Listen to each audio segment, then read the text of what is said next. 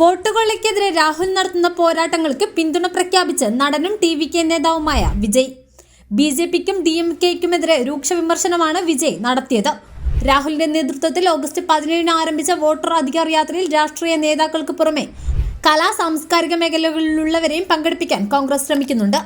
കോൺഗ്രസ് നേതാവ് രാഹുൽ ഗാന്ധി ബീഹാറിൽ നടത്തുന്ന വോട്ടർ അധികാർ യാത്രയിൽ തമിഴ്നാട് മുഖ്യമന്ത്രി എം.കെ. സ്റ്റാലിന് പിന്നാലെ ടി.വി.കെ നേതാവ് വിജയും പങ്കെടുത്തേക്കും എന്നാണ് റിപ്പോർട്ടുകൾ. കോൺഗ്രസുമായി അടുക്കാനും രാഹുൽ ഗാന്ധിയുമായി കൂടിക്കാഴ്ച നടത്താനും വിജയ് ശ്രമിക്കുന്നുണ്ടെന്നും റിപ്പോർട്ടുകൾ പറയുന്നുണ്ട്. യാത്രയിൽ വിജയ് പങ്കെടുക്കുന്നത് ഭാവിയിൽ കോൺഗ്രസുമായി ബന്ധമുണ്ടാക്കുന്നതിന് സഹായകമാകുമെന്നാണ് ടി.വി.കെ നേതൃത്വം കരുതുന്നത്. ബുധനാഴ്ചയാണ് സ്റ്റാലിൻ വോട്ടർ അധികാർ യാത്രയിൽ പങ്കെടുത്തത്. നിയമസഭാ തെരഞ്ഞെടുപ്പിന് മുൻപ് തമിഴ്നാട്ടിൽ കോൺഗ്രസിനെയും ചെറുകക്ഷികളെയും ചേർത്ത് മൂന്നാം മുന്നണിയുണ്ടാക്കാൻ ടി.വി.കെ ശ്രമിക്കുന്നതായും അഭ്യൂഹങ്ങളുണ്ട്.